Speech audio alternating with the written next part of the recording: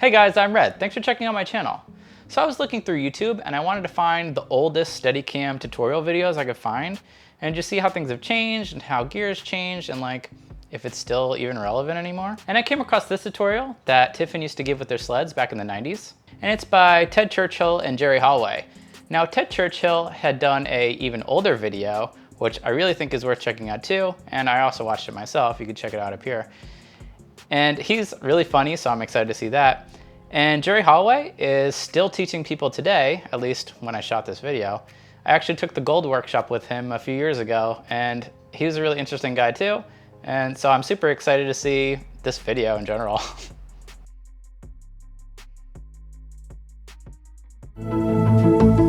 Hi, my name is Ted Churchill, and this is Jerry Holloway.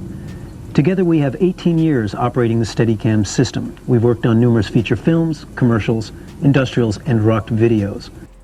Oh god, that time code's gonna be there the whole time, isn't it? The Steadicam EFP system. First we're going to show you how it works, and then we're going to show you how to set it up and balance it. This is some very natural posing too. The Steadicam EFP both allows the operator the incredible mobility of a handheld camera, but also provides the stability, the precision, and the elegance of a dolly. I wonder if Jerry's running the rig right now. I like that Stormtrooper style arm. So the first thing I'm noticing is that the batteries go directly under the post. So I'm guessing they have not figured out dynamic balance yet, because I don't know how you would adjust for it at this point, especially since like the monitor is higher and that looks adjustable. Although you'd kick it a lot less. Ooh, those 90s effects. You've seen how the Steadicam works when it's all put together, and now we want to show you some of the individual components. This is the docking bracket. So I see on the docking bracket it does have a balancing post. That's good. Several important parts. We've got a hook here to hang the arm on. We've got a balancing stud, this little 5/8 stud right here. And the camera, the sled will hang right inside here, and this is the aircraft pin that will keep it from falling out. It's going to be a little bit awkward from this side, but I want you to see it. Place it in. I had a problem making my own demos like this because you're doing everything for the camera's point of view, so it almost looks like from the camera's point of view that you don't know what you're doing at all. Now, for the sake of balancing, you certainly want to make sure that you have your cassette in. If you're working with film, that means you want to have the film in the magazine. Okay, so you're probably not using a cassette anymore. If you are, I feel sorry for you. But it's the same thing now. You just need to make sure that the media is in the camera and film is on if that's what you're doing. Let's find the center of gravity of the camera, and Jerry, maybe you could help me with this one here. You want to take the post out of your arm. That's the most convenient thing we have. And place it underneath your tripod adapter. So we're going to put this on, and we're going to roll this post until we find the center of gravity. Now, this looks extremely familiar to me. Let's look back at my video about this. Use a camera rod to find the balance point and mark it. If you have a lot of time, you might want to mark the balance point with other lens combinations you'll run into that day. If you have a particularly side-heavy camera, you should mark the balance point in that direction too. Terribly precise, just close. And make a little mark for it. So now we have the fore and aft center of gravity of the camera. So the next thing we're going to do is we're going to mount what we call the C plate onto the bottom of the camera, and this will permit us to marry the camera to the Steadicam. The C plate, I've never heard anybody call it that. I think we call it a dovetail plate now, but I don't know what the C stands for, but it's the same thing. The plate's essentially the same. And now we want to attach your clamp plate, your standard clamp plate. Oh, clamp plate, sure. And the proper place to do that is so that somewhere near the back center of the plate is approximately over the mark that you've made on the tripod adapter plate. Somewhere towards the back of the plate. Now I find that you put the plate centered to the balance point of the camera, and that way it gives you play if you put a lighter lens on or a heavier lens on. I guess that wasn't the scenario back then. And with the video camera, you want to get one of the most forward hold you can find that works, rather than one of the rear holes. Now, since we only have one screw in here, it might be worthwhile to put double-face tape between the clamp plate and the base of the camera. Like, why not use 2 screws? If that's an option, use 2 screws. Neato. So now what we've done now is effectively provided the ability to marry the camera to the Steadicam mechanically. What we'd like to show you now is the sled and all its component parts. At the very top is what we call the clamp plate, which comes off. There's a safety screw that prevents it from riding backwards. It's real important when you have a camera on there. There's no safety screw anymore. The dovetail plate just has kind of screws that are built in so that if it slid forward, it would just run into the sled. So different mechanism, but same purpose. Although I think it's a little bit better since you don't have to unscrew that every time.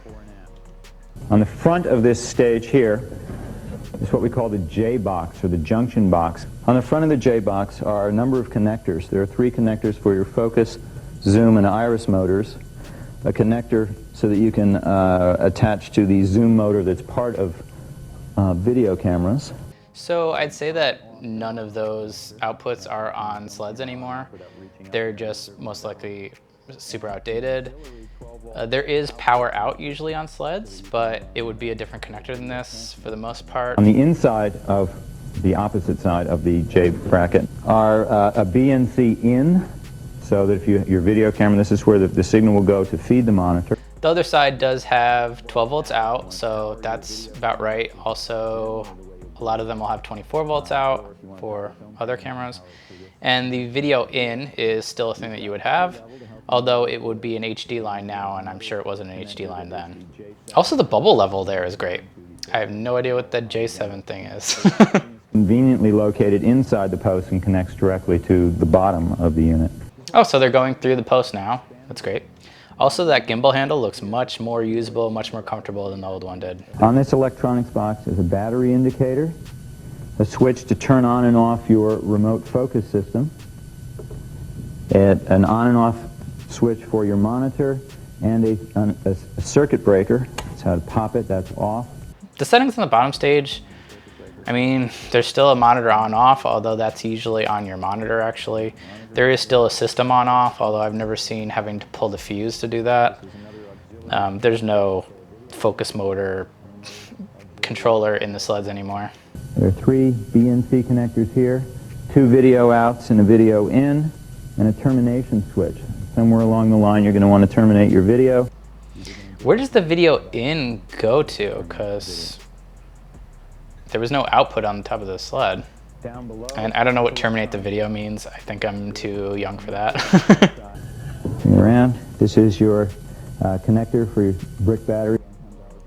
It's crazy we're still using the anti-Bauer batteries. Like, that looks exactly the same as mine does. I'd love to see what wattage, which power the batteries actually had. Magnum 14. I don't know that I want to Google Magnum 14. Okay, let's look it up. Well, I did find a photo of it, but it gives me 0 additional information, so we're just going to move on from that. Okay, this piece right here is called your monitor support arm. Allows you to position the monitor high or low. It looks like the monitor isn't on a yoke yet, which is a super useful feature where you can adjust the monitor without having to rebalance the sled. In this case, if you wanted to just tilt the monitor a little bit, like maybe you're getting a sun reflection on the monitor, you'd have to rebalance or deal with it being a little bit unbalanced. Okay, we have a connector here. It's what we call the eyebrow, just flips right up. Now the eyebrow is sweet. I like that. I wish I had like a little sunshade that would pop out on mine. It's pretty cool. Great spot for the bubble level. You can see it just through your peripheral vision and mostly be watching the monitor. So you'll have settings on your monitor that are very similar to this, although they'll usually be not knobs, they'll be like menu settings. Although the frame lines will probably be more difficult to adjust than these will. There are 2 screws here and 2 on the other side of the center post that allow you to move the base of the electronics here fore and aft. Oh, you can move the bottom a little bit. That's pretty cool. Although it seems on big screws again. And now you would be able to do it with just another cam lever. It's a job, I gotta answer it. What's the rate, question mark? Got it. Now, just from feeling this, I can feel that this is top heavy. Now we already know that it's gonna be very bottom heavy. Now, it should take about 3 seconds for this to get back upright. Here we go, let's try it. 1001. 1000. 1003. So that's basically the kind of bottom weight you want. This is the EFP vest, which is designed to take the weight of the Steadicam. Down here we have the socket block, which is where the arm attaches. Socket block hasn't changed at all. It looks like the exact same part. Like they haven't even changed the knobs. This plate here can be reversed on the Steadicam, and that's for another way of operating. One thing that really annoys me though is if you did reverse that plate, the words would be upside down, and that's just like, come on. One thing we've got to mention, and it's extremely important, is that if you're going to be shooting in a dangerous situation, meaning you're shooting around the edge of a swimming pool, by the water, on a sailboat, and you think there's a chance you may have to get out of this thing and get away from something, you must check to make sure that the quick release feature works before you start working that day. Here we go. I'm providing the weight of the camera. We're going to turn Jerry around so you'll see the way the vest opens up and back as he pulls the quick release. Ready? Okay. So my vest doesn't have the quick release handle thing, and I really wish it did, because if you fall into the water or something like that, I'm not sure how I'm gonna get my vest off. This way, you just pulled the thing, it falls off of you, and you're fine. Okay, now we're going to show you the first exercise and what we call the Don Juan and the missionary positions, the basic operating positions. Camera starts coming backwards, walk back, let it fly by you. I'm doing this very slowly. And now we're into that Don Juan position. First up, switches. Move all of your furniture out of the way. And you can go on to the end and stop.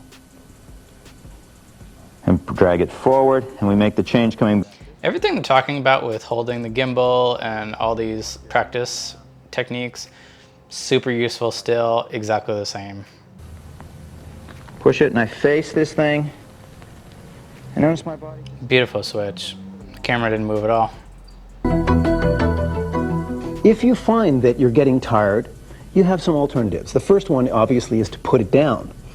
The other is taking the weight off that muscle. How do you do that? Here it is. The first way is to put this right over your shoulder like this. Feels very familiar to me too. A lot of this video has like almost the exact same things I talked about in my video. I do wish I talked more about rest positions though in mine, because I think it's super important, and I guess I sort of just glossed over it. If you need to get your lens height even lower than you can by using the J bracket, you're going to have to invert the sled. You're going to have to put the camera on the bottom and the electronics on the top. To do that, you're going to have to put a clamp plate on the top onto the handle. You might bolt it on there, or you might use an accessory such as the low mode or underslung cage. This is a thing of the past. You no longer move the bracket to go into low mode. You would just set the balance so that the rig is upside down. And it doesn't matter if the camera is upside down, because you can either flip the sensor in the camera or you can just flip the image in editing. I don't know why this was an issue back then, if maybe it was an editing issue or if maybe the cameras needed gravity to work correctly, but you wouldn't move the plate anymore. And thank God, because that piece is humongous. I mean, it probably falls apart, but it's huge. This looks like it takes an incredibly long time to switch to low mode, and I could see why it was such a big deal back then to switch to low mode, but now it only takes like a minute. Or if you have a Volts case, it's instant. There's one more accessory we need to make this low mode or underslung mode work, and that's the J bracket right here. Place the J bracket, the short piece, in here. Okay, now we're going to put the safety pin, the screw, through here. Next, we're going to take the arm and remove the mounting post. And now, when we dock, this long part of the J bracket, this is the position it will be in, will slide in and just stay there and be free. We won't use this clamp anymore. I thought he was going to flip the post upside down. Although this still seems like docking and undocking would be a real pain. I actually did this for a little while when I was trying to be cheap and just using the post to undock, and it's super hard to get the post to slide in and out of the arm. Angling your body is like the worst, and especially if you only have a few seconds to dock, or like maybe, oh, we're just doing a little lighting thing over here and you just want to dock for like 30 seconds. You don't want to spend the whole 30 seconds trying to undock. And that's why I would flip the J bracket upside down and just dock like you normally would, and you could just pull it on and off without having to tighten that little screw or any of those kind of things.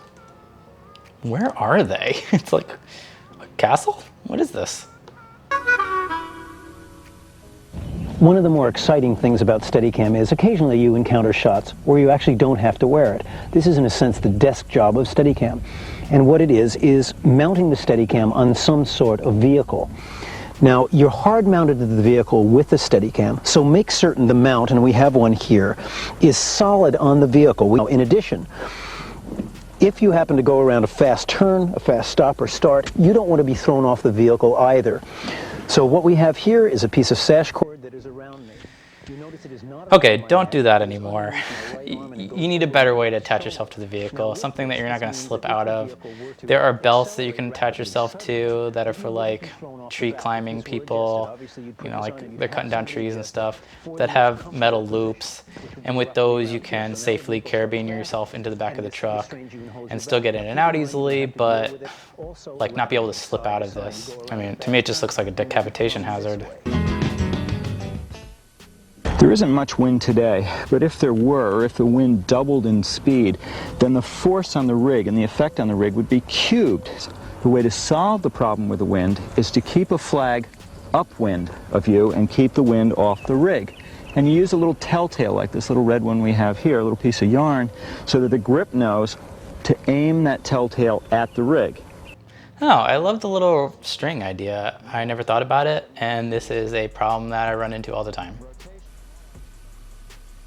From all our discussion of trim and balance, you should be pretty aware that anytime you add or subtract something from the rig, that will affect the balance, and you must rebalance in side to side, fore and aft, and top to bottom with the gimbal. You must always be checking your balance.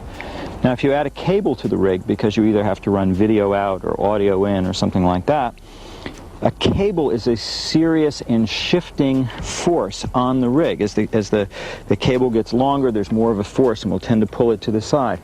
You can almost always not have a cable now, unless the production is being really cheap.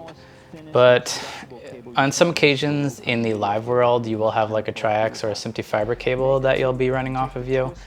But in most scripted scenarios, everything's wireless now. But man, cables are so annoying. Also, with the addition of XR coming into play, there are additional cables, at least for now, that you're going to have to be running. And they have thought about this and made them thin and like flexible, but it is a new cable that now is a problem. Well, that's it. This is the end of the tape.